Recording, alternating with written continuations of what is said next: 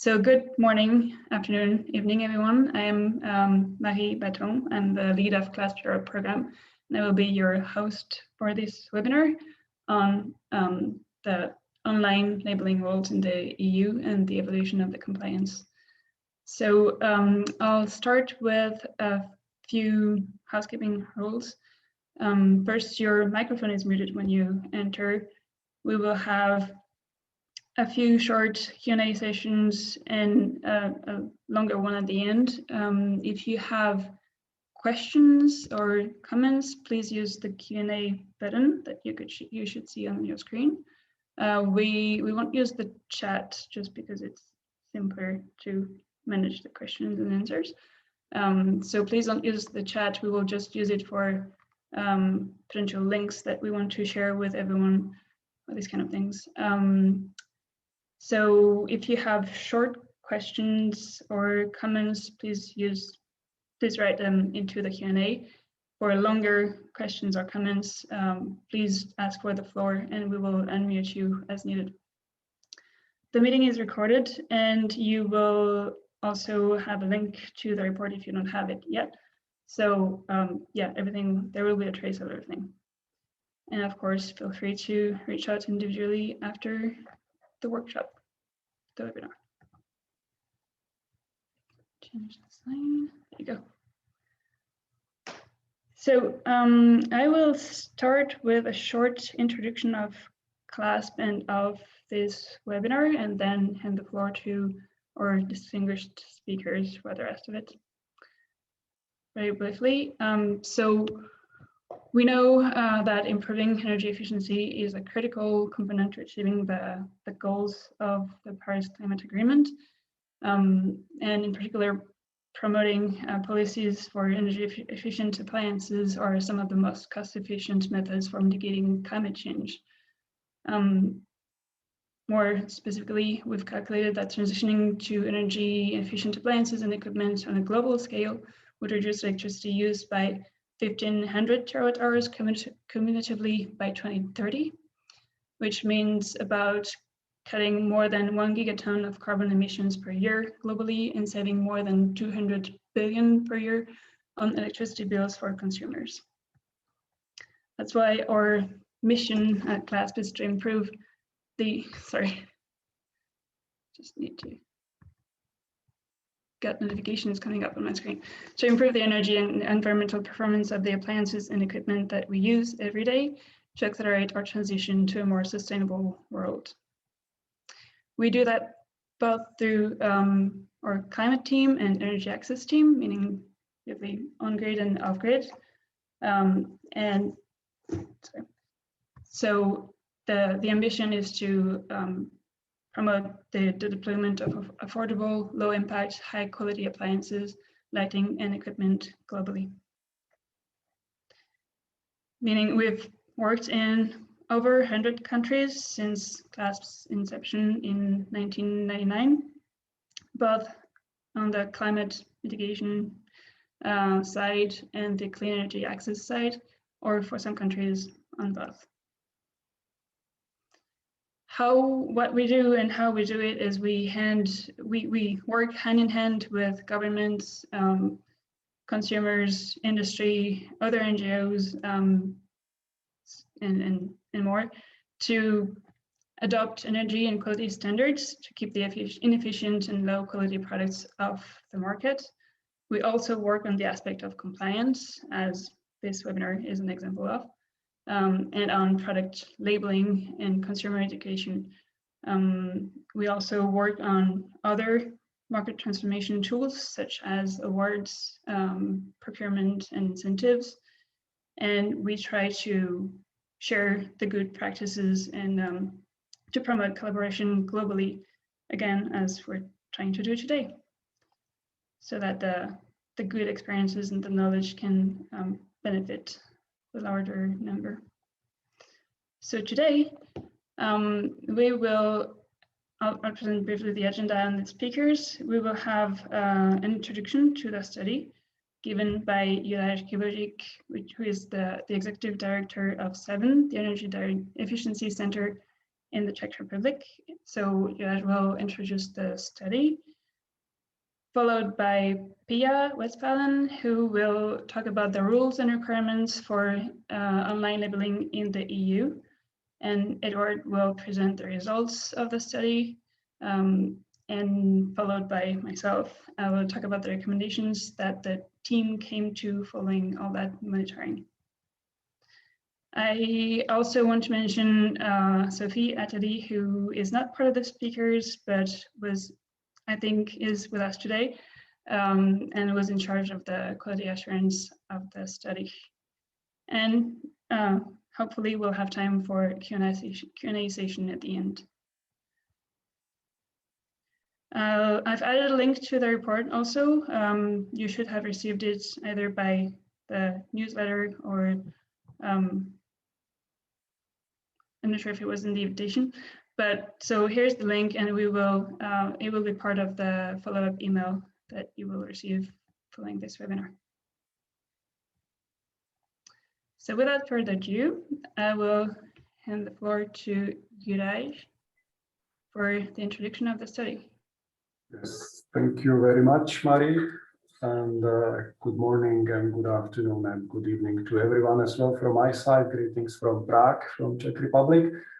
And maybe if you can go to the next slide, I will introduce and describe the methodology for our study, what we have been doing, when, why, and how, basically, before the results will be presented to you.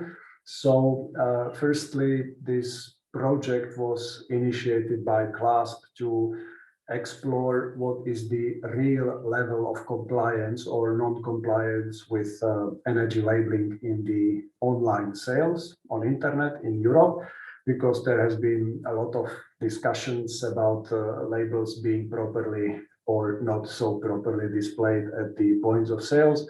But at some point, the evidence was not fully available, or sometimes only some parameters were monitored. So with this study, CLASP intended to review to the fullest possible level of how the energy labels are made available to the consumers. I would stress at this point that we have focused on 5 product categories, being the refrigerators, washing machines, dishwashers, light sources, and televisions, because these are the product categories which had the original energy labels and also were subject to the new energy labels. But the monitoring took place in November last year. So we have been monitoring the original or the old energy labels.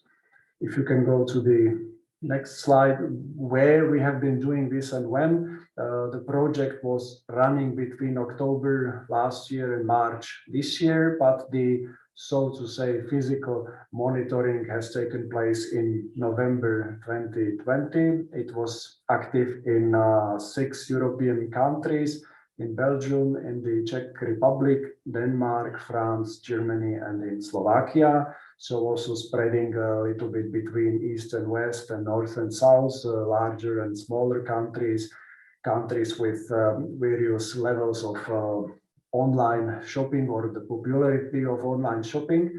And in each of those countries, we have reviewed 12 e-shops, and we have had 4 of the largest national e-shops that we could identify, 2 e-shops focusing on a low price segment, 1 so-called do-it-yourself e-shop, 1 randomly selected specialized or high-end shop, 3 e-shops selected randomly by search engines when we pretended to be regular shoppers and started to look for appliances. And we also reviewed 1 price comparison website for each country. So in total, we have reviewed 72 e-shops altogether. If you go to the next one, it's probably not very surprising to say that the importance of online sales is increasing for 2 reasons.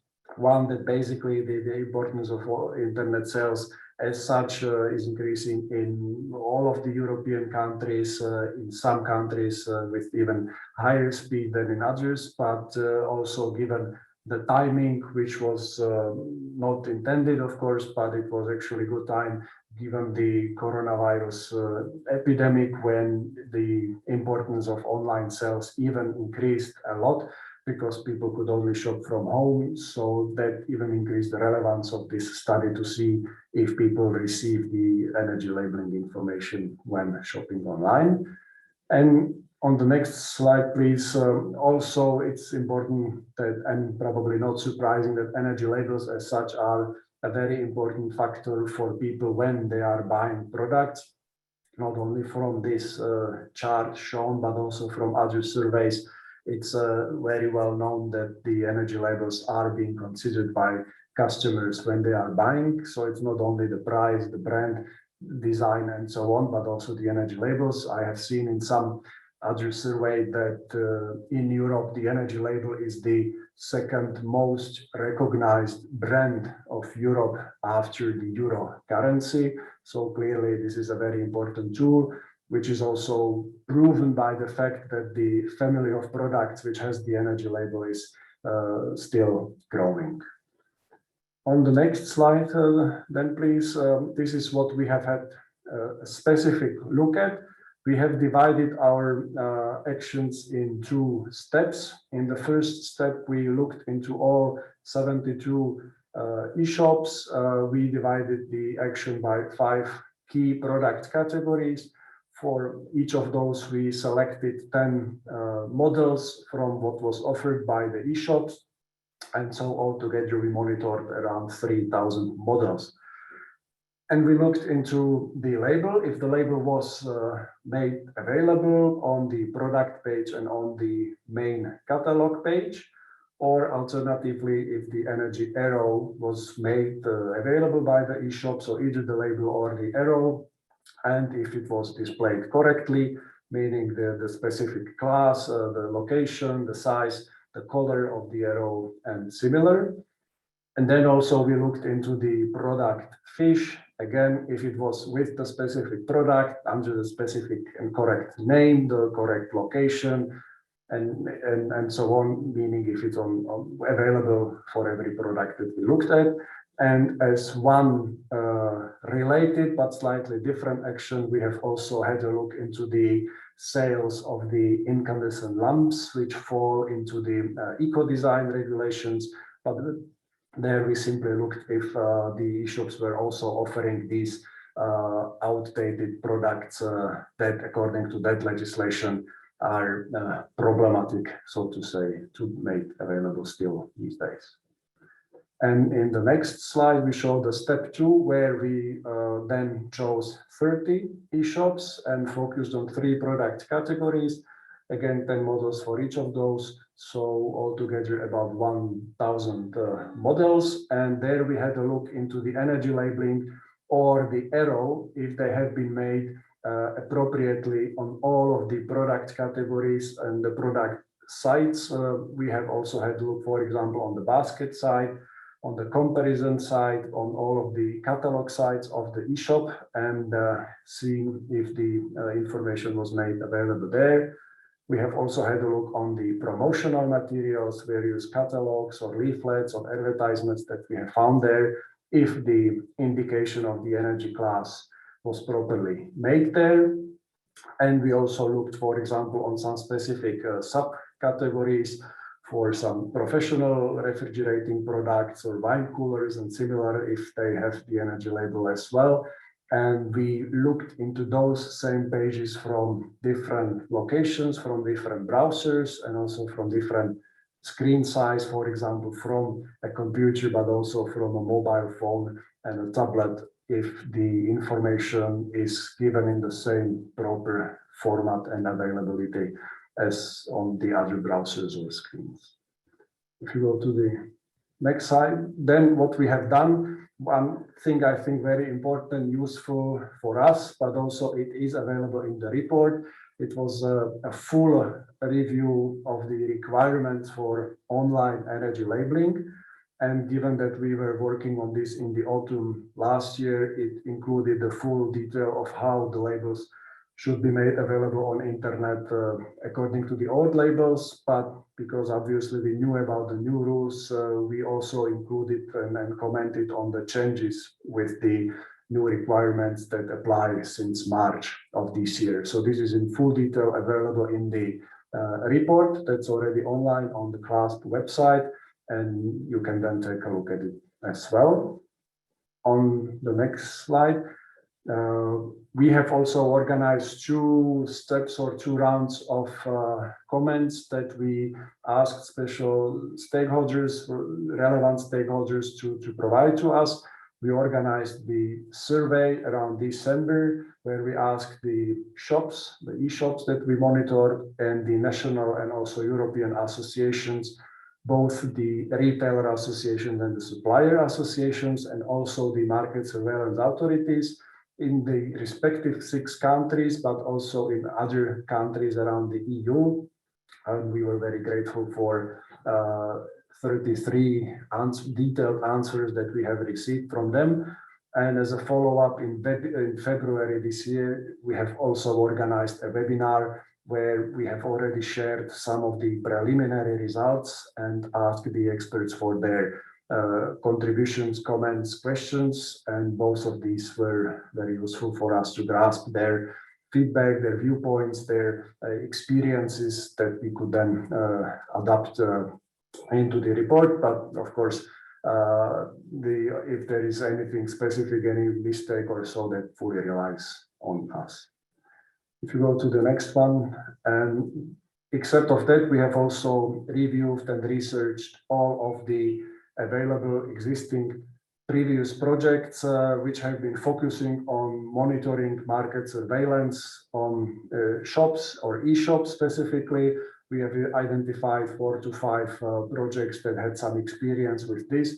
And so we reviewed their description of the situation and their suggestions for improvements, and we have included those in the report as well. So it's not only once in a time monitoring by this project, but we try to reflect on all of the other available evidence in the other countries. Okay. And so this is then the structure of the report that's available. The chapters which are highlighted in blue now, the blue color is done by us just for this webinar, just to show about the most important chapters that we think are really useful, innovative, and that you couldn't find there anywhere else. So firstly, that's the labeling rules and requirements. This description valid both for the old labels, but also reflecting on the changes and new labels. So that's very useful for new activities as well. Then a detailed monitoring of the situation that we will also shortly present to you in the following slides. The stakeholder survey, which was very useful feedback for us on the viewpoints of various stakeholders, from the retailers to the surveillance authorities. And then the recommendations, where we tried to focus on the most effective tools that could help to improve the situation, which will be also explained in the following slides. Okay. I'll read the next one. Thank you. So if there are any specific questions for clarifications on the methodology, I won't tell you the results now. You have to wait for 1 or 2 minutes for that. But if there are any specific questions for the methodology that we have used, it's the time now to ask. Otherwise, we would go for the next section then, which will be Marie. The presentation of the rules by Pia. Just want to add, I don't see any questions coming in now. So just want to restate for the people who joined us more recently that we're going to use the Q&A button rather than the chat to ask questions. And so we're having a few minutes of clarification questions between the sessions, and we'll have a longer Q&A in the end. So this time is really just for clarification on the introduction. And if there are no questions, we will have you wait for a few more minutes actually to get the results, because we will first present the EU rules, in particular for those of us who are not familiar with those, because we have a nice mix today of people from the EU and people from other countries.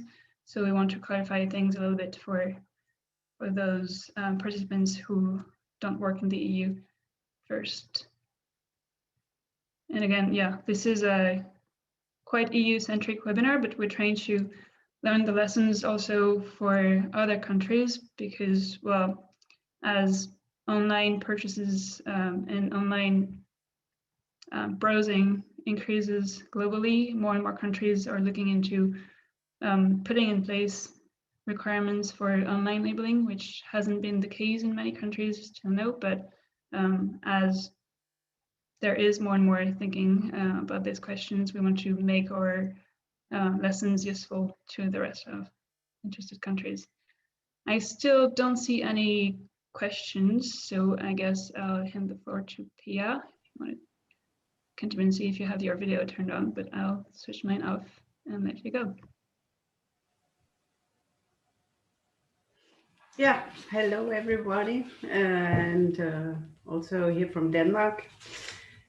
And I will give you a short introduction to the online labeling rules and requirements of the EU. So if we could have the first slide. Before digging into the actual specific and details about the legal requirements related to online sales, I would like to reflect on the overall purpose of these regulation demands to set this into context. The energy labeling scheme is designed to assist and guide consumers to preferably buy energy efficient products, and has done so successfully for more than 20 years already. And so the overall aim of the legal requirements towards internet sales is to ensure that consumers will not be able to make a purchase online without having been introduced to the energy label and other technical data from the product information sheet, or the product fiche, as we referred to before. So this would mean that any path the consumer would take in an online shop should ensure this. And next slide, please. With the following slides, we will explain the specifics of the EU legal requirements to display energy-related information when selling through the internet. For clarification, as already mentioned, the EU introduced revised regulations and introducing also a revised energy label since 1st March this year. Monitoring took place, as Juraj already said, in November 2020. However, the requirements related to online sales remain more or less the same, also for the revised regulations. The revised energy label has been introduced on household refrigeration appliances, washing machines and washer dryers, dishwashers, televisions and electronic displays. And later this year, 1st of September, also light sources will introduce the new energy label.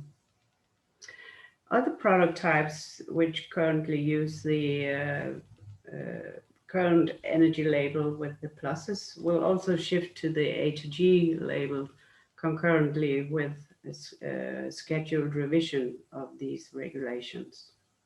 Examples of these are the tumble dryers, range hoods, ovens, air conditioners, space heaters, and water heaters. The key requirements.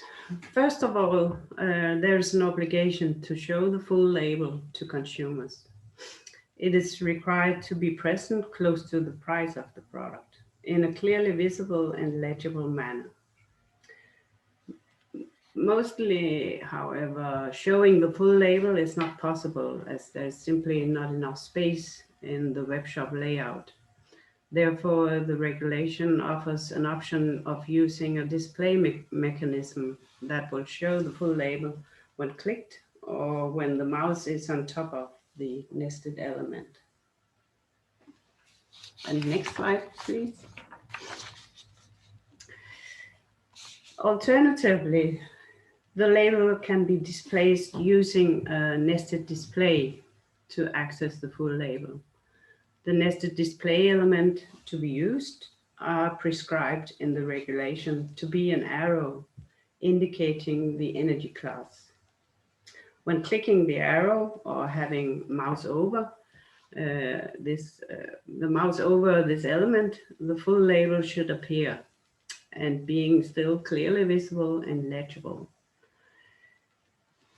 The energy indication arrow further needs to be placed close to the price. It should have a color being correspondent to the energy class of the specific product or the specific energy label, and include also a letter equal to the energy class of the product. And no, that was a bit too early. Sorry. And it should also in black and white, in the end of the arrow, you'll see the range of available energy classes being legally placed on the European market. Maybe for clarification on the available range, we need to know about the legal provisions on minimum performance standards that will gradually phase out the poorest energy classes from the market. Indication of the available energy classes is a new element in the energy labeling scheme, but also a very essential information for consumers, for them to be able to make the right choices. As an example, I could mention that since 2014, refrigeration appliances having an energy class below A+ have not been allowed to be placed on the European market. But such knowledge is not present with consumers, and they may think that A+ is already a very good choice, but not knowing that this would actually be buying a product from the poorest allowed energy class on the market. Lastly, the letter stated inside the arrow must have a font size. The size of the letter must be equal to that of the price. And next slide, please. In addition to making the energy label available, the regulation requires also that manufacturers develop a product information sheet containing additional technical information and data about the product. For clarification, I should mention that earlier today we referred to this document as being the product fish. But the new energy labeling scheme uses the term product information sheet. They are to be considered comparable, although content might shift a bit. It's still a set of technical data about the product. Now introducing a new and perhaps even more precise name for this document. The product information sheet must also be available to consumers in the online sales environment. It must be made available using a suitable display mechanism, allowing the consumer to see the full document in a clearly and legible manner. And it should be placed close to the price as well. Also, for the product information sheet, there exists a nested display option, as this document is even bigger than the energy label, and so space is an issue again. The nested display element must state clearly product information sheet. No other term is allowed. The full legible product information sheet must appear on the first mouse click or when the mouse is over the element. Alternatively, the revised energy label provides dealers with an additional option to fulfill the requirement. They can use April. For those not knowing, the EU introduced in 2019 a product registration database, the European Product Registry for Energy Labeling. The new energy labels with energy classes A to G contain a QR code. I don't know if you saw me on the illustration earlier, but scanning this QR code will provide direct access to the energy label and the product information sheet being present in April. And therefore, dealers can choose to design the nested display element to be a link leading directly into the product information sheet of this specific product model. Yeah, and next slide, please. So also for advertising and similar, providing energy related information is also required in advertisers, catalogs, and similar printed or electronic catalogs and leaflets. An arrow indicating the energy class and available energy classes having the right color and the energy class letter must be visible in the advertising material. The letter must have a size being at least the same size as the price, and so similar to the requirements also for online sales. In visual advertisements, any paper-based or telemarketing-based distance selling, consumers can request and should receive a printed copy of both the energy label and the product information sheet. And next slide. A few other notes. We see that increasingly online sales takes place through a hosting service provider, not being the legally responsible dealer to actually provide the energy label information. However, hosting platforms are obliged to facilitate correct display of the label and the product information sheet as provided by the responsible dealer. Also, a few additional notes on the energy labeling scheme. Restrictions have been introduced to ensure that the old labels using the A+ regime will not be present in the market for a long time, as it has been the case before when shifting labels. They could be present for years after that, causing only confusion. And so white goods and television still bearing the old label cannot be sold in the European market, European Union market after 1st of December 2021.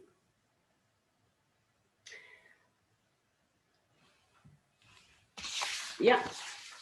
Lastly, I just want to shortly introduce some basics on EU law and market surveillance. Regulations and related legal provisions are developed jointly by the EU Commission and the 27 member states.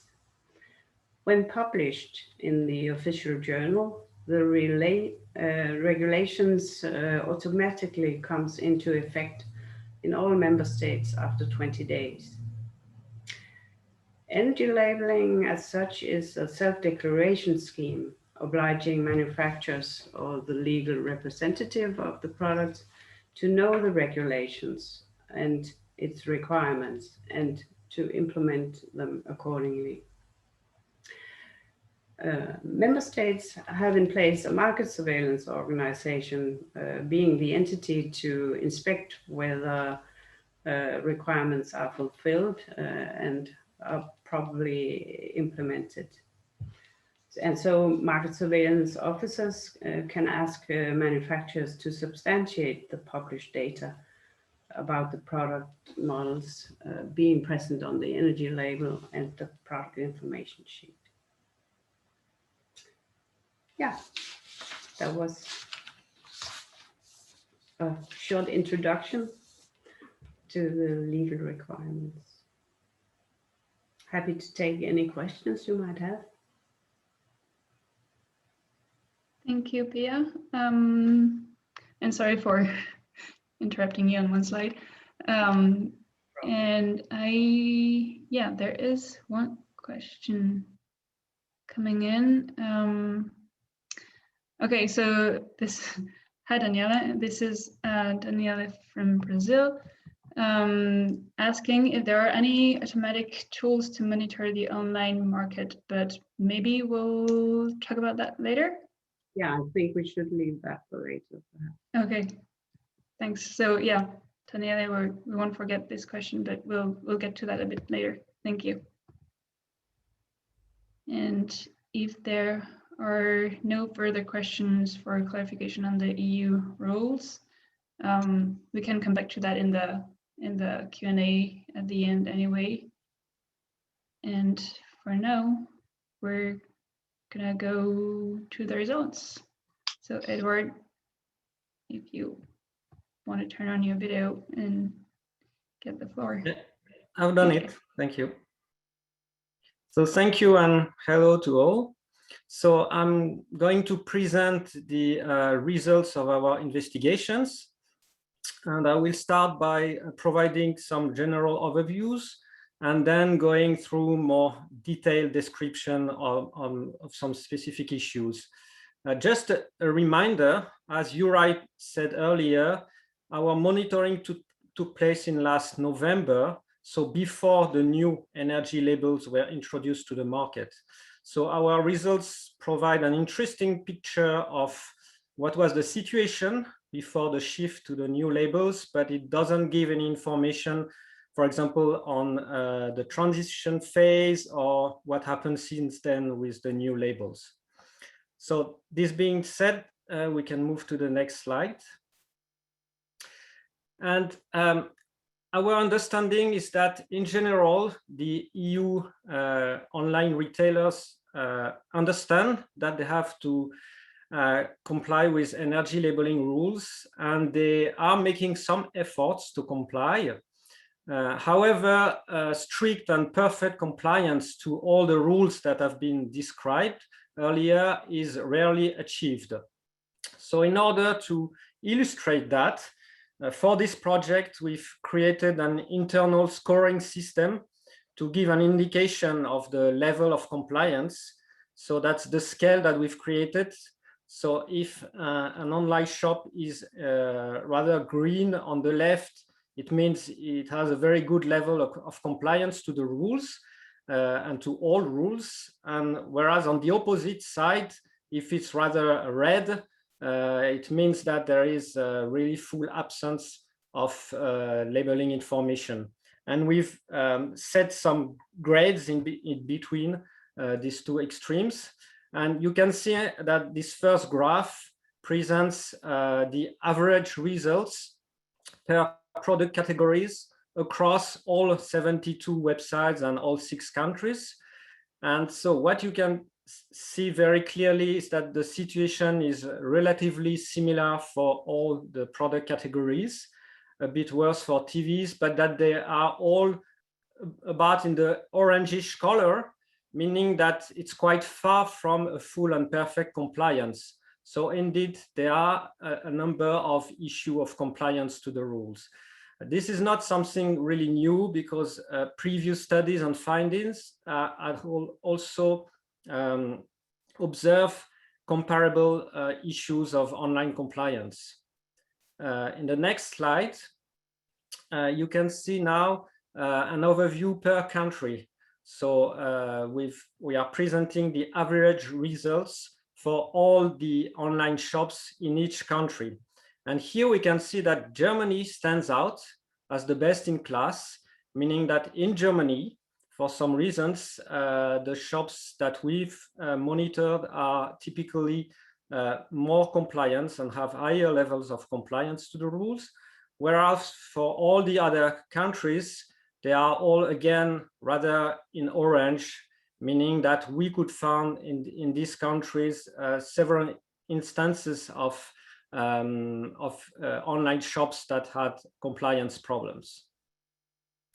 On the next slide, now we also give the overall overview per shop category.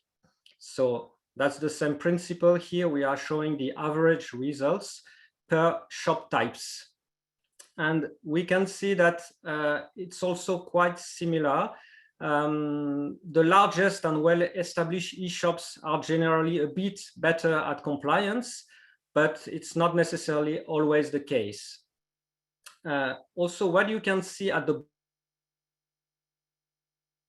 bottom of the screen is the price comparison websites.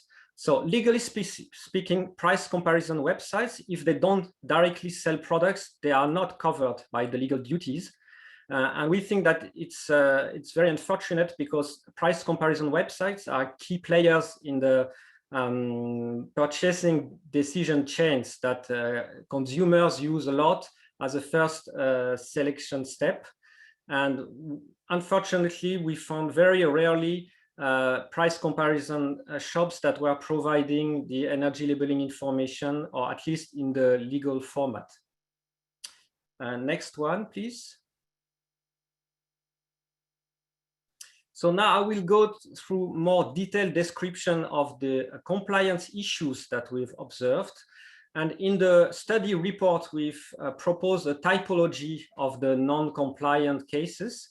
That means we are describing them, all the problems we have found, and classifying them by the types of problems. So we have a first group of issues relating to the availability of the labeling information. So you have, for instance, of course, the full absence of labels whatsoever, but it's relatively rare. This being said, we've seen that for the product fiche, that is also a legal requirement, the fiches are very often absent or fully or partially absent. So there is a clear issue with the product fiches. Also, what we could find is many shops comply with some labeling information provided on the product model pages. So that's where you have the full description of a product model with the brand, the reference, the characteristics, and so on. But the energy labeling rules are very clear that the labeling information should be provided everywhere. The price tag is also provided. And there are other pages, for example, the home page of the shop, or the first selection page when you enter a product category, or the basket page before paying. And all those are very often missing the information. Another very frequent issue that we've seen is relatively uneasy access to the information in terms of location, size, and so on. On the screen on the right, you see a picture showing you a website where the arrow with the energy class letter is very far from the main information. It's small, it's in a kind of hidden corner. So it's quite difficult for the consumers to very quickly see this information, and it might be overlooked. The next one, please.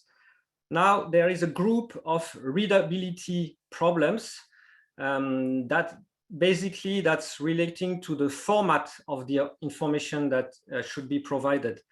So for instance, as Pia described, the arrow with the energy class, which nests the energy label, should be in a very precise format, color, and style. But we've seen a lot of very strange and creative ways of non-complying with arrows in a wrong shape, wrong color, wrong information, and so on. So obviously, a lot of online retailers do not understand that they have to follow a very specific format. Also, when you click on the arrow and you get a pop-up with the energy label, the full label, there can be issues of corrupt labels where the information is not visible, is weirdly provided. Sometimes the colors are very ugly and not right. There are also some display problems. For instance, in the pop-up, the energy label is much too large or much too small. This does not happen too frequently, but we could find some instances.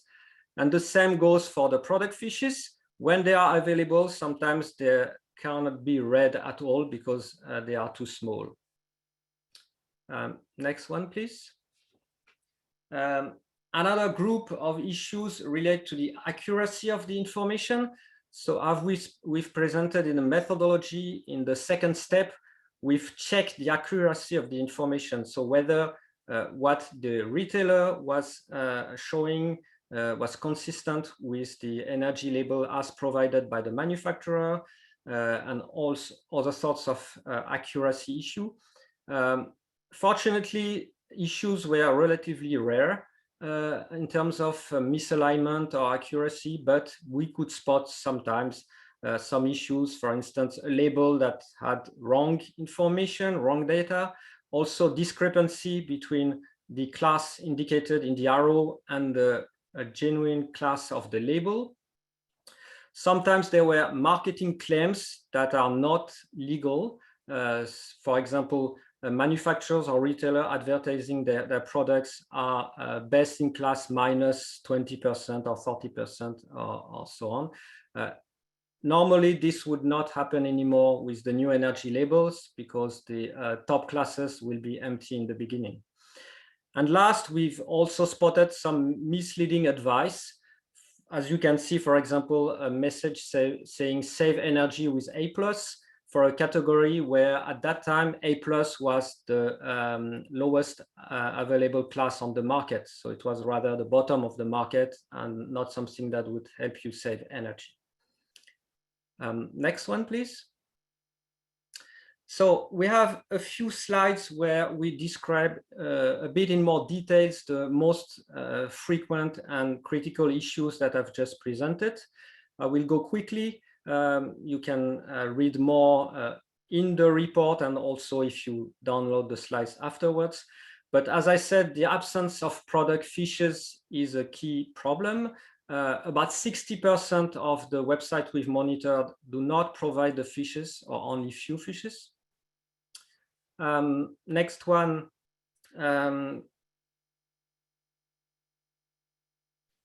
It's the uneasy access to the information.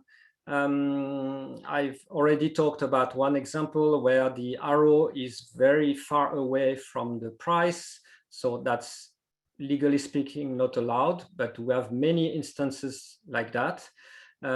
Also some examples where the arrow is non-clickable and you have to scroll into the picture gallery of the product model to find the label yourself. And all of this is not compliant. Next one. Also, something that we find problematic is the absence of the energy labeling information, especially the arrow with the energy class on some key pages. For example, when you enter a website and you click on a product category, you first have a first list of products that may be ranked by a price or something else. But then in this list, usually consumers start selecting products and usually we can't find the arrow there. Next one. Yeah, you've seen it already, all those strange and non-legal formats for the arrow and the labels and so on. So here also something needs to be done to make sure that the arrows follow the rule more strictly. Next, please. So all the rest of the cases that we've identified can be found in the study report, where we describe each of them in more details and try to identify the source of the problem, the frequency, and so on. So if you are interested, please go to the study report. Next one. Yeah, one last slide that I wanted to talk about is the survey that we've conducted among some stakeholders.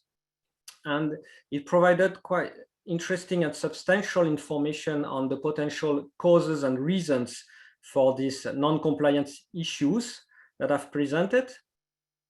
So what we've learned from this survey is that retailers, they usually appreciate energy labeling, but they feel that they lack instructions on how to comply, what is considered compliant or not.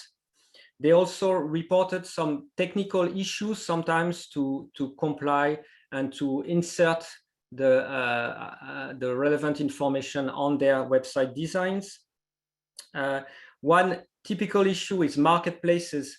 So when an online retailer is offering some space for other vendors, then there is a question of responsibility, and very often the energy labeling information is not provided or gets lost somewhere. One other key lesson is that most retailers believe that they are compliant because they are providing some sort of energy labeling information in some way, but they don't really seem aware that in reality, strictly speaking, they are not following the rules as they have been set, and they are legally non-compliant. Also, we've interviewed some member state authority of market surveillance, and they said that they have positive experience when they communicate with retailers to help them comply better, but sometimes it takes quite a long time. And we have the impression that retailers do not feel a lot of pressure to do more or better to comply than what they are doing today. Next one, please. So that's it. It was a bit brief. I'm sorry for that, because there's lots more content in the study report, especially on the survey. We have much more description of the various answers we've received, but we didn't want to be too long today. So again, if you have immediate questions, I'll be happy to answer. Yes, thank you, Eduard. I think we do have a few questions, some of which you have answered already. So going to the Q&A, which I believe you can see too. Another question from Daniele was about the rules for search and price comparison websites, the websites that don't sell but only help the consumer to evaluate the products, usually based on price. So yeah, as you said, there's no legal requirements for those websites, but indeed it would be useful. Yeah, but maybe I just can add that it's interesting because a few of the price comparison websites that we've monitored do provide the energy labeling information, even though they are not legally obliged to do. So it means that technically it's possible, and it would probably be something good to consider this, because we know that consumers may start searching for products there. And maybe here we may add that this is one of the new aspects Pia was mentioning for the hosting platforms. There is a new obligation since March that they have to provide the space for the dealers to show the label, and they have to inform the dealers that that's their obligation to show it. So there is a kind of update in this. All right, thank you. Then there is a question about whether we will be sharing the slides after the webinar, and we should be able to do that. We will, in any case, share the recording, We will also, well, the report is online already, and I'm pretty sure that we can share the slides. And in theory, yeah, we did last time, so we'll share the slides. You will receive a follow-up email in which we'll share all the relevant links to the recording, the report, and in theory, the slides. And in the slides, you will actually have even more since we've added a few slides about the details of the results if you're curious about that. We also have a question about what are the possible punishments for the websites that do not comply with the rules. At this moment, are the supervisory actions more educational, or is there punishment foreseen? Okay, the level of penalty is set at national level because the member states in the EU are responsible for monitoring, verifying, and implementing the rules. But our experience is that the Market Surveillance Authority, if they do some verification activities and they spot some non-compliant website, their first response will be to enter in a dialogue with the website and try to get them to comply through this dialogue rather than going until a lawsuit or something like that, or to a penalty.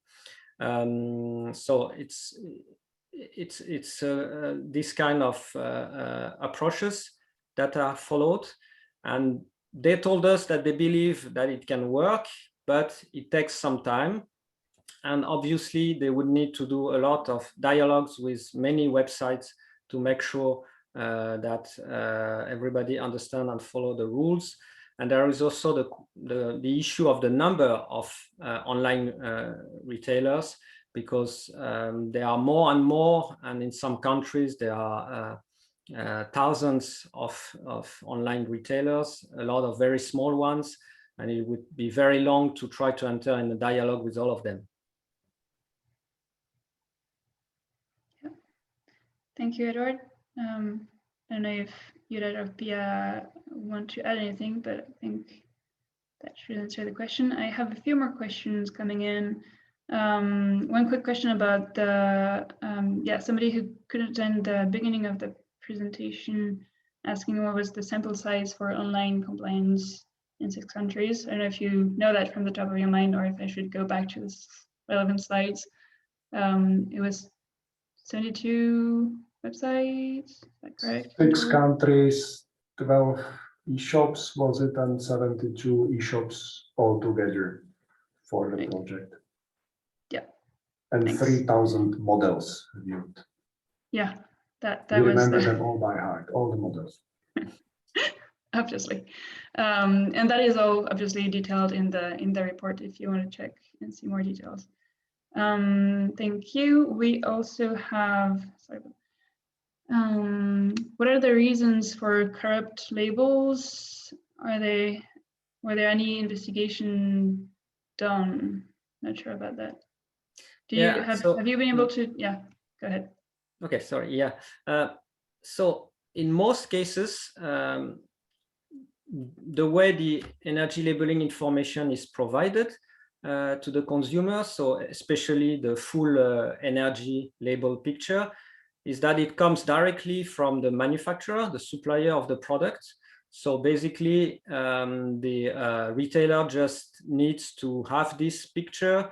It can be in PDF or in another format, and just provide it on the website. So technically, the energy label should be exactly identical to the one from the supplier.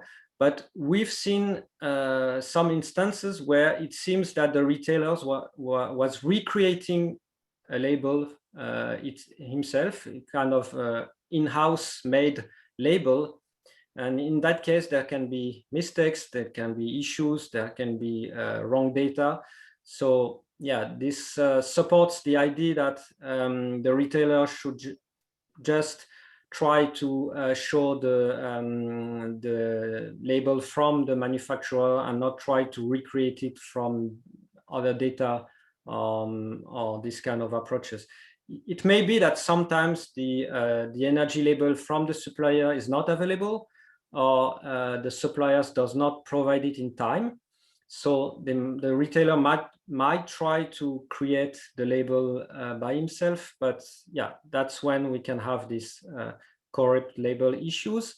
And another reason for the very ugly colors, because we've seen several times labels with ugly colors, where the greens were a bit bluish and the red orangish, and I figure out that this came from a problem of changing the format of a picture from one format to another. Then it makes this ugly thing, and basically it means it's just a technical IT problem, but yeah, manufacturers and retailers should be aware that it sometimes happens. And just to say, we even found this problem on an official European Commission website where they present the energy label, and they didn't realize that it was very ugly and not the right one. And maybe to add on this, there was a specific related situation for televisions, because the energy labels for televisions have been entering at different stages and with an update. And it happened sometime that the energy label used at the product page or at some other pages were actually created at the different year. And then the information in the label could be also slightly different, or the scale of energy classes could be different. So if it would happen that the consumer would compare those labels, then they would be confused as well, which is the original or the proper label. Yeah, this is something that should not happen anymore with the new energy labels, because now there will be simple A to G scales for maybe 10 years, and then they would be rescaled. But it really shows that the previous approach of introducing to the market several steps with scales that were changing over time and colors and so on was really too complicated for retailers. They were making lots of mistakes with these approaches.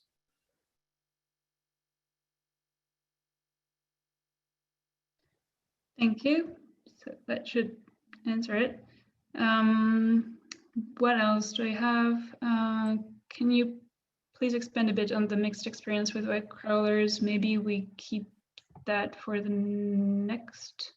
I'll say a few words about that in the recommendations, but we can discuss it further afterwards. That one is done. Okay, what about the obligation for energy efficiency class ranges for the non-changed product groups, such as tumble dryers, ovens, etc.? I saw you deemed one example showing that as non-compliant. Is there, I need to check a current regulation. For the ovens, for example, we do have an obligation to have the arrow. So I guess the question is there an obligation for these old labels to have their range when there is only the arrow? No, for the old labels, it's just the energy class in the old design. So that's only the letter in the arrow without the A to G or any other scale. And so now actually we could see some kind of strange combination of those. We could see the old labels with the scale already and kind of a mixture, which is clearly not good. And also actually in general, the situation when some of the labels already have the new design and the other product categories have the old designs with the pluses, it's confusing for the retailers, for the consumers, but that's of course another issue. Yeah, thank you. And yeah, indeed, it would actually be probably even more important to have those ranges in the when we only have one arrow with one letter for the old label with the pluses, because when you see an A plus and you don't have the range, it would be relevant, but it is solved now in the new regulations, but it wasn't the case in the old one. So I hope that answers that I've interpreted the question correctly and that we've answered it. The thing is also, if I could add, that the available range is supposed to be visible directly on the new HG label. whereas it is not known to retailers what actually is the lowest available energy class on the market. That's not common knowledge with retailers, and they would be the ones having to design such an arrow with the available range. But how could they if they don't know? Yeah. We have a few questions that I'm going to keep for after the recommendations. There is one that I might ask to specify a bit. Are there validity of labels, I guess, over time? I don't know. In which case, well, once a product is labeled, it is labeled forever. But as Pia mentioned earlier, there is a deadline to shift from the old label to the new label. But yeah, if you want to specify your question a bit more, feel free to. Yeah, sorry, Pia. Yeah, the validity follows the regulation. As long as the regulation is valid, so is the label. And a revised regulation could introduce a new label, which was the case just recently. But otherwise, the label will be valid as long as the product is legally on the market.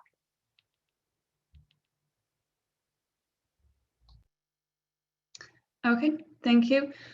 We have, I think the remaining questions are mostly about web crawling and related to the online database and guidance and stuff. So things that are related to the recommendations. So I guess I'll go ahead and present the recommendations and we can continue the discussion afterwards. Turn on my video. If I can too. There you go. So, so the team divided the recommendations into, well, actually 4 big categories and an additional research recommendation. There is obviously, well, there would be some overlap between the different categories because, for example, we would need, for some of the regulatory solutions, we would need a bit more research to confirm that these are good suggestions or to specify a bit more. Or some of the informational solutions are relevant within the organization, and so they can be a bit of both. But those are the big categories. Also wanted to say there are suggestions for pretty much every type of stakeholder in there. So whoever you are, there is a way to improve the situation.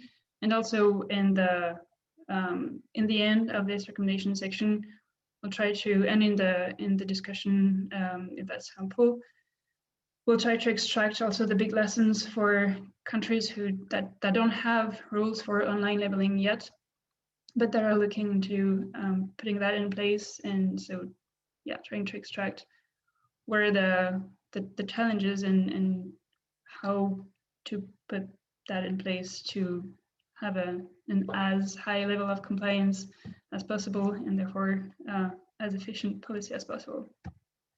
So the informational solutions are shared into mostly raising awareness on the correct implementation of the rules and increasing the visibility of MVNEs, of market surveillance and enforcement, to ensure the compliance pressure on the websites.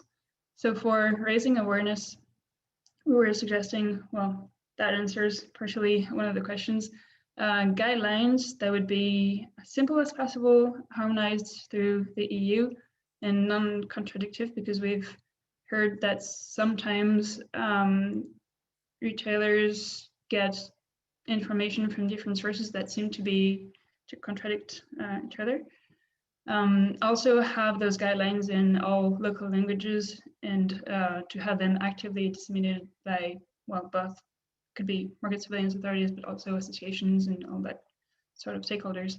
We know that some market surveillance authorities, for example, that some have put such guidelines in place, like so that it exists in some places, but not everywhere yet. So it's something that should be generalized and well, exist in all local languages again.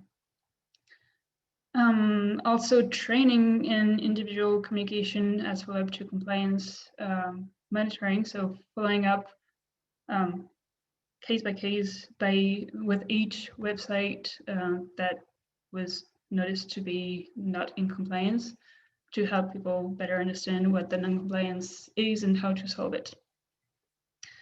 And to increase the pressure. And about that, the team suggested that it would be a good idea to publish the plans for market surveillance and also to publish the general results. So not necessarily naming and shaming, but just making the general level of compliance known so that the activity of market surveillance is more visible to all, and that, so online retailers feel the pressure and that they're watched, and that, it does make a difference between whether they comply or not. Also communicate with associations and individual e-shops, giving them customized feedback. So going back to kind of training tailored to each website, or having the associations support them in that, to put in place recommendation and sanctions when needed. And more generally, because we're in a transition phase, suggesting to increase the market surveillance activities during this transition to the new label. And actually, indeed, the fact that there is this transition will draw more attention to this subject anyway. So it would be a good time to increase communication about that. On the organizational solutions, we are suggesting to improve the internal awareness and consistency within the eShop companies. The team noticed that sometimes there is not the same level of internal knowledge between for example, the managers of different product groups, which translates into different levels of compliance on the same website between the different product groups. So there could be activities within the organization to harmonize the level of knowledge. Ensuring that labeling compliance is taken into account early in the website design stage for all product categories, and that can make a difference, because when your website is not structured to welcome all those different elements that we've discussed, well, then that definitely makes things more complicated afterwards. So taking into account all those rules from the website design is pretty crucial. Also putting in place more systematic and efficient procedures to detect and remedy non-compliance. So that's kind of following the same logic as quality management, putting procedures in place to detect and address non-compliance when they're noticed, and also putting in place the check across the board. On the specific issue of marketplace offers, so that is an extra level of complexity, as we've mentioned earlier.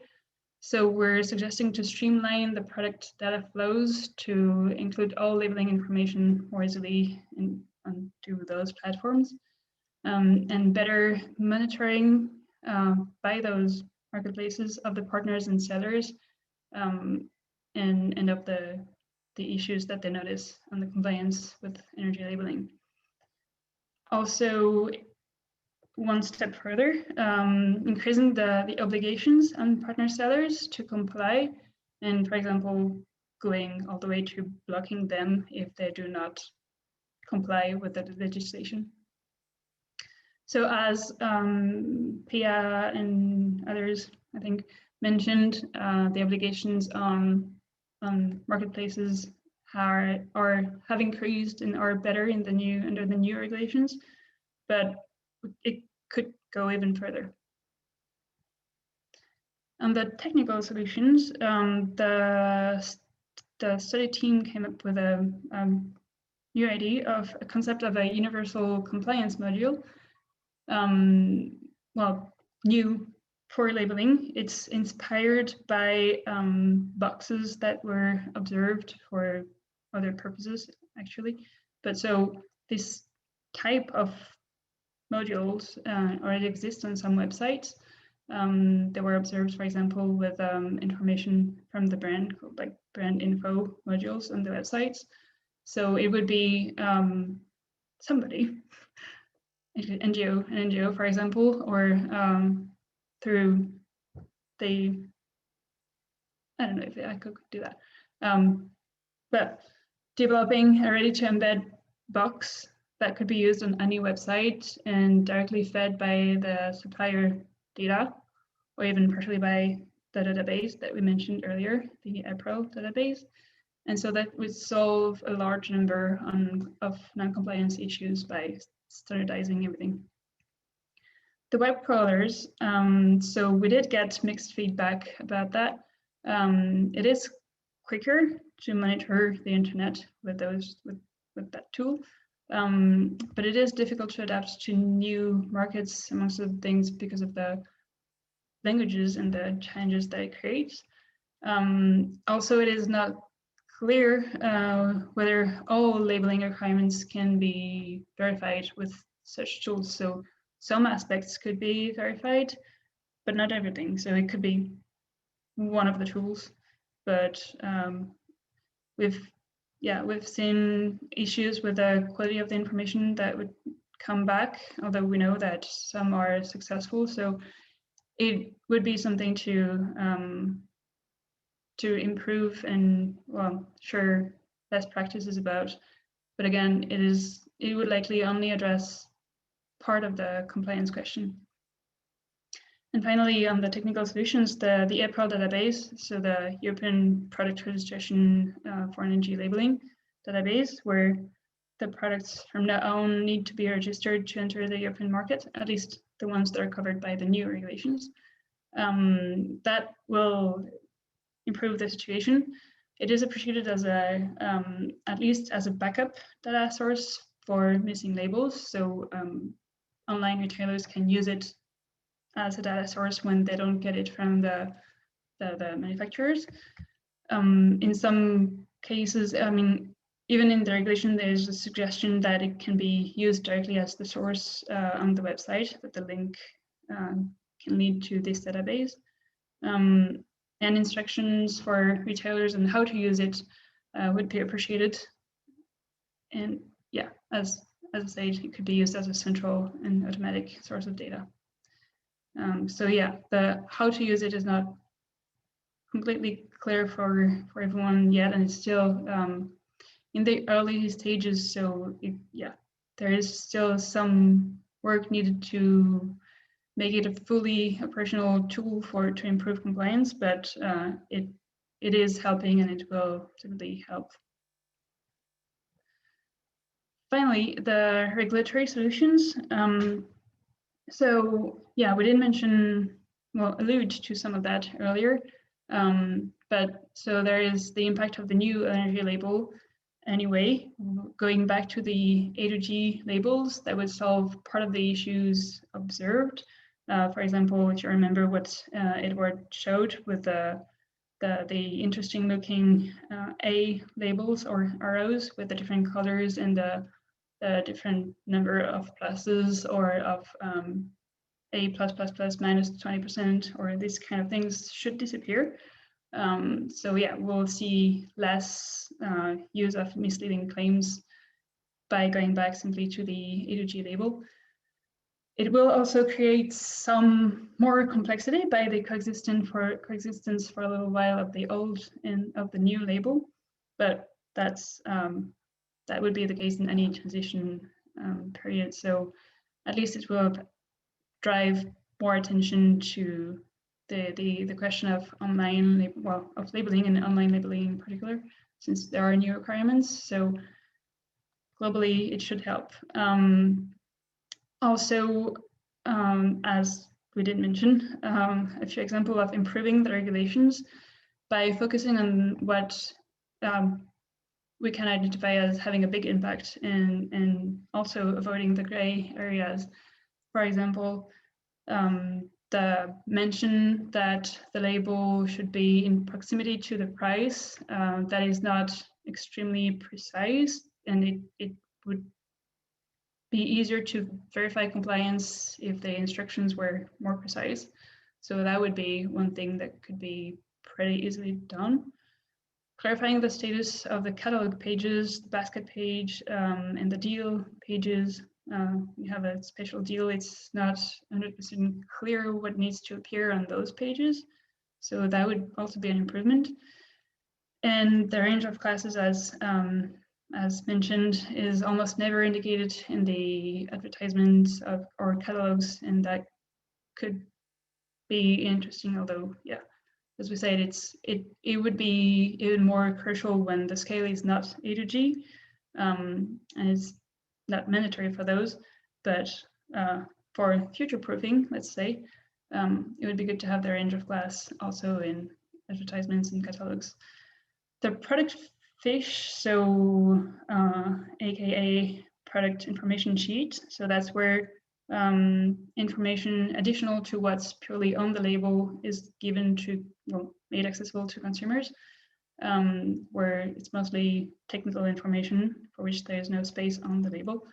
It is not clear how much it is used by customers. It is used by NGOs, but maybe not so much by consumers.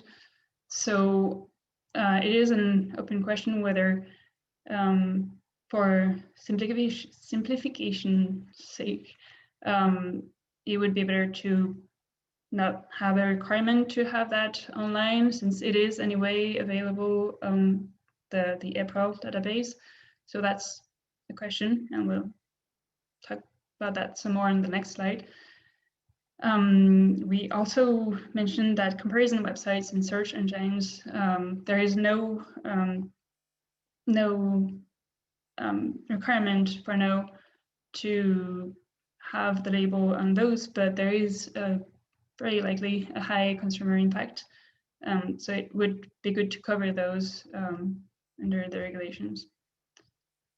And finally, yeah, generally speaking, the recommendation is to focus on the requirements which are known to have a high impact on consumers' choices. So a few suggestions for research and follow-up that some of which we are looking into, some of which are for other stakeholders, and some of them respond to the previous suggestions on regulatory solutions. The new monitoring in autumn of this year to compare the categories with between the old and the new labels, to see the potential compliance improvements and how the energy classes are used as marketing tool. Meaning, for example, we could look at the same websites as we did for this study and see how it evolved between the old label, as the monitoring was done in November last year, and the new label 1 year later. So that would be one option, to see the impact of the new label and of the new requirements, if that has helped in a way. And maybe the answer might be different for different products. Other interesting products, well, it may also be interesting to look at other products that are not covered yet by new regulations, new labeling regulations. So ovens, ranchers, air conditioners, water heaters, and boilers. There's also the additional difference that some of them are not purchased in the same way. For example, boilers would be typically purchased through the installer. So the dynamics around online purchasing and online labeling may be a bit different. So that would be one potential other thing to look into. Also, on the EU harmonized guidelines, again, we know that there are some good examples out there. So we could agree, prepare a common format, or the community could prepare a common format that would be reviewed more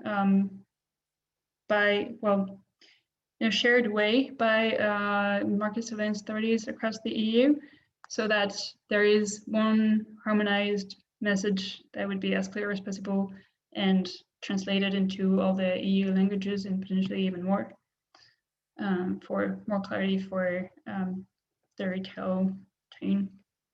Also, ensure the circulation of those guidelines to the e-shops by the MSAs, so the market surveillance authorities, the industry and retailers associations, and different projects like European projects like Label 2020, which more speakers are part of. Also, preparatory work for future regulatory improvement. So, as I mentioned, some of the requirements are, well, could be improved, or we are wondering if some could be simplified. So, for example, yeah, we should try and maybe to make full compliance easier, streamline the requirements a little bit, and so be more specific about well, the gray zones, and propose new formulations for those pages for which it is unclear what the obligations are, and to define what exactly is the most useful to consumers, to maybe simplify a little bit the requirements. To conclude, I believe this is my last slide. So the key messages were that in general, the energy labels are well appreciated, which is something we've heard in this project and elsewhere, and understood as important document to inform consumers. And in particular, the energy classes are considered to be useful and practical. Also, the retailers in general confirm that they are aware of the EU labeling rules and that they make an effort to provide the requested legal documents. But there is a difference between being aware of the rules and clearly understanding all the details of what needs to be done for full compliance.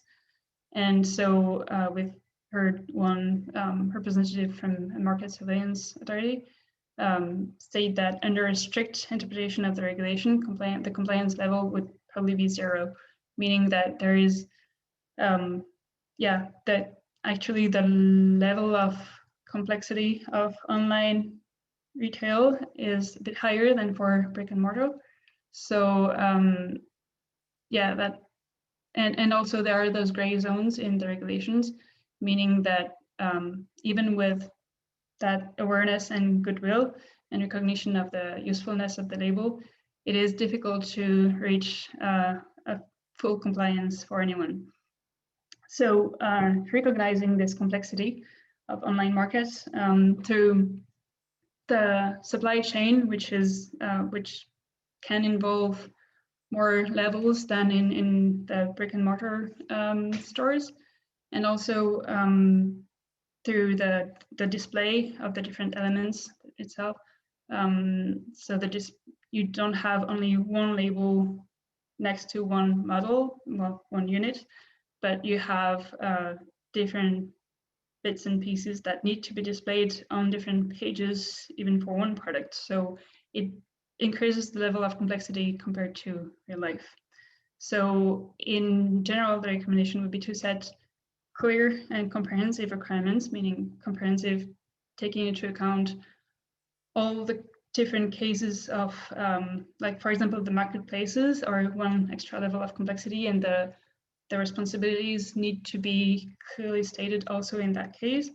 And also, well, by comprehensive, I mean also on the basket page, on the comparison websites, and all that kind of things that don't really exist the rest of the time.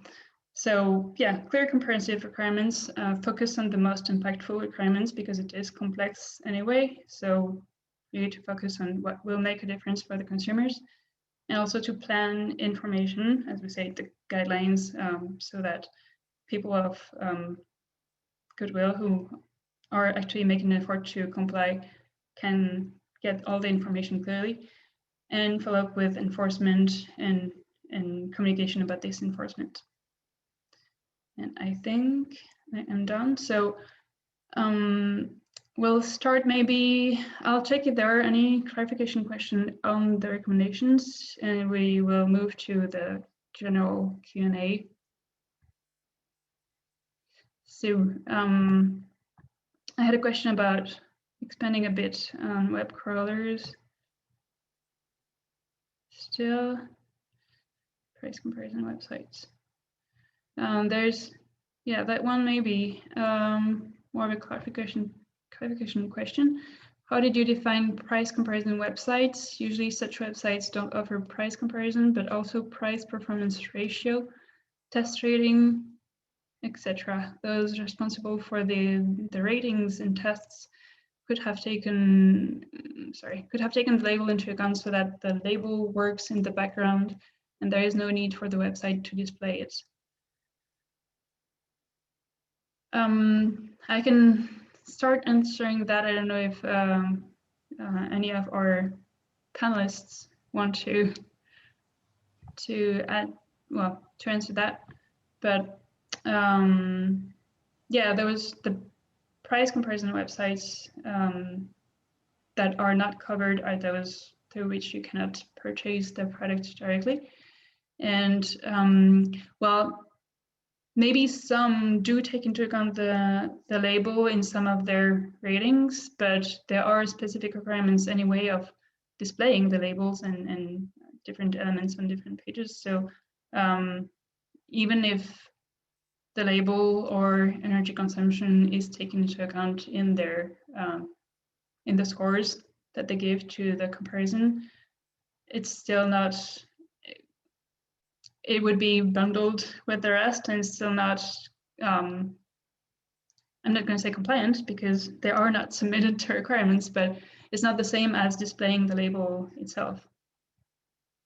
So yeah, I don't know if Pia, Juraj, Eduard, do you want to add anything? Yeah, I think we are talking about maybe two different types of websites. There are some experts websites that give you their selection, for example, of the best products on the market according to their criteria, and they may have additional criteria on top of the energy label. Sometimes consumer NGOs, they test products in a different way than the energy label, and they give their own rating.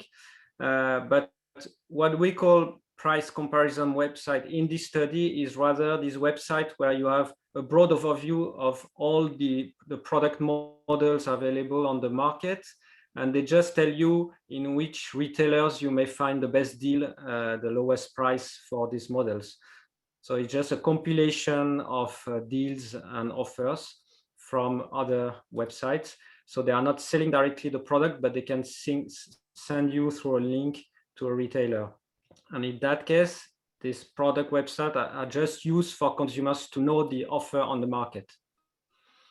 And it's usually, it's very often the first step that they will take when they start looking for a product and comparing different deals and offers. Thank you, Eduard. Can take another question if no one else wants to add anything to it. I have a question about, is there an official EU guideline document expanding on the online labeling requirements shared in the earlier presentation? So I think we've partially answered that. Expanding on, well, so the requirements are both in the framework regulation and more specifically for each product in the product regulations. There is no EU level guideline that is recognized at the EU level. The Label 2020 project is working on that. I'll let Juraj expand on that because he's part of it. And we know that some countries have some documents available, but right now there is no, there's not one document that is communicated at the EU level. Yeah, maybe I just add that this was actually one complaint by one retailer association, that for retailers who are active in several countries at once, they may actually receive contradictory guidance or advices for specific situations in different countries from different authorities or stakeholders. There is also a related question, maybe I read it because it comes to similar point as well. Sure. If, except of the national authorities, if there is also an institution to be contacted on the EU level for interpretation of these questions. So it's relatively similar. There is actually a Q&A or questions and answers document made by the European Commission, which also answers some of these questions which are relevant for the retailers or suppliers, and it's available on the European Commission website. So this comes in this way, but it's not so practical because it's on the website of the European Commission. It's in English language only. It's not really the format of the guidelines, and so most retailers wouldn't know it. So therefore, one of our recommendations was indeed to prepare easy to use appealing guidelines for the retailers and then distribute them actively by the national authorities and by other stakeholders, including the retailer associations and other projects as well. And just last point on this that you mentioned, indeed, in the Label 2020 projects, there are some national guidelines being developed, typically with the partnership or some kind of authorization of the National Market Surveillance Authority, but it's still only individual countries. And because there are some conflicting guidances for some specific requirements, it would be indeed good to try to establish some EU-level guideline document where all agree on everything. Yeah, thank you. So I have a question that I might try to answer and ask for a bit more details on the question if that person answer doesn't answer it. How is the information communicated to the final consumer? So I'm not sure if that's about the label itself or the level of non-compliance on the online market that would be communicated to the final consumer. There are, well, this report is publicly online, and also the observations from, well, Label 2020 or other products like eBlend, and also a report that Juraj mentioned earlier by the European Court of Auditors. And these are all public documents. Okay, it is about the label itself.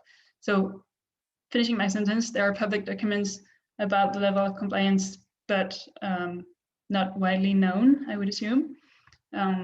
But so yeah, the idea is to increase the level of compliance so that we don't even have to communicate on it because everything goes well. But on the label itself, well, it is on the websites. That's we had, I don't know if I can go back, we had pictures showing when you shop online, you actually, this is what you see, and when you are on the page of the product that you want to purchase, you should actually see the label and be able to click on the product information sheet, I'm going to say, and to have even more detailed information. So it is all, the idea is that the label and all related information would be directly accessible to the consumer on the website near to the price of the product they're looking to purchasing.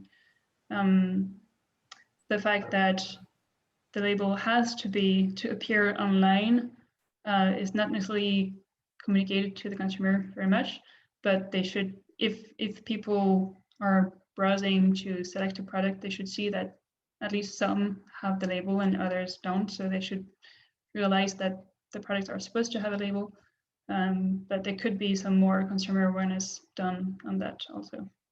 Yeah, Juraj, I saw you were unmuting and then remuting yourself. So no, just that this was actually the very nature and motivation for this project to show and investigate that the way how labels should be displayed should be as standardized as possible. So making it visible close to the price, the proper terminology used, the proper names of the files, the location, the size as at least close to the price and the size of the letter of the price. So then actually wherever the consumer would be shopping, they will always see this in the same way shown by all different retailers. So that was the main motivation. If I could add Also, yeah. Please, yeah. Okay. Yeah, because consumers, they also need to understand what it is they're being presented. So at national level, of course, authorities need to campaign and inform how essential and important it is to use the label, for them also to understand what it is the information they get when they make a purchase. So general overall campaigning is necessary. Although the label is very known, it needs to be repeated all the time. Yeah, there are two main differences between buying a product in a brick and mortar shop and online. I would say in a brick and mortar shop, you have less product models in front of you, so you have more time to look at them and compare them. Plus, you may have a staff person helping you in understanding the information and the energy label if you are not very aware about it. This is not possible online. You don't have additional information and you have tons of products in front of you. So it's really important that the information is very easily, quickly visible, simple to understand, simple to compare. And we've seen a few good examples of online retailer which close to the energy label were providing some additional information how to read the label, also informing consumers that the label would change in a few months. And this kind of additional information could be really helpful.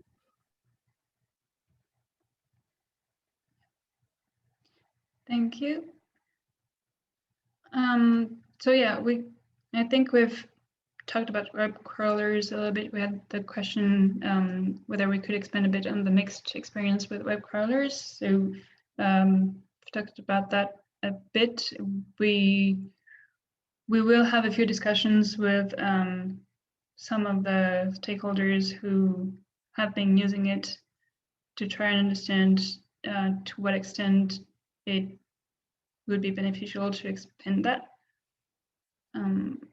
But at this point, I don't know if you've had more detailed discussions, but at this stage, I don't think I can say much more than what I've said earlier. No, yeah, that maybe not supplying much information, but of course, using artificial intelligence to assist, because it is a huge job, taking a lot of time if you need to inspect every product model for all the e-shops present. So market surveillance authorities, they need assistance by artificial intelligence. And so development is ongoing to find solutions to have a web crawler assisting on this. And finally, I think the last questions were about the role of April, and that too we have discussed a bit. And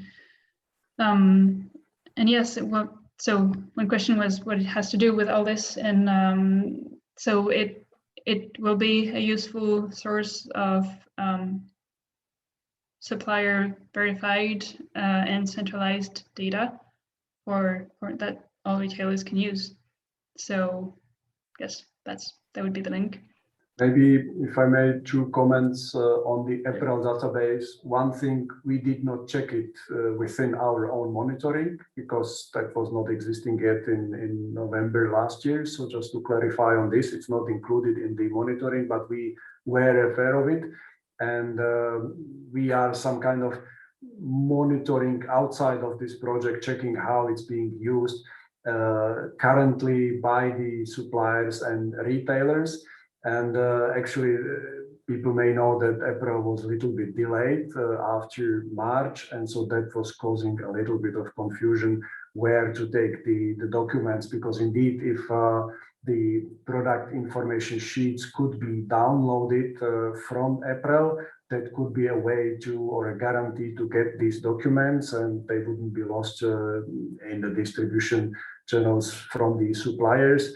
But it still remains to see where retailers will take them from, either directly from suppliers as until now, or directly from April.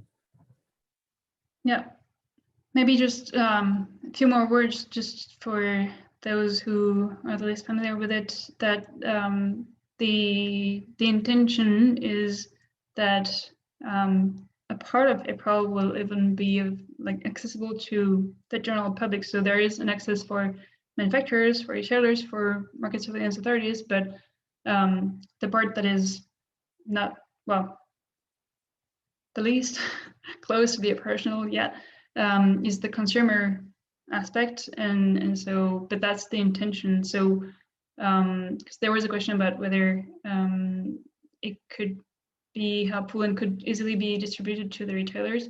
So it wouldn't even have to be distributed because it would be accessible by the retailers, and actually all the information that is supposed to be public through the label or the product sheet, information sheet, would be in a few months, hopefully accessible also to consumers. So yeah. And I think that's it for questions. Maybe adding that also, April could also be the source of the information, at least part of the information, for this universal module that we were suggesting. If people are interested, we still have a few minutes. I can share a few slides of kind of mockups or similar boxes that we've gathered. And otherwise, anyway, so you have on the screen now the link to the full report, but again, you will receive it in a follow-up email, and I will give you our email addresses also in case you would like to follow up with any of us for further exchanges or questions. So if I don't see any further reactions or questions in the Q&A, I think we're ready to close, just 10 minutes in advance. Also from our side, thank you very much for everyone to the participation. Thanks, Marie, for leading the project through the whole process, and also to Pia and Eduard, colleagues, for very fruitful cooperation in organizing the monitoring and the recommendations. Yeah, well, likewise. Thank you all for the work and for presenting it today. And thanks for joining us. And we'll be in touch soon with a follow-up email with all the relevant links. Thank you. Thank you.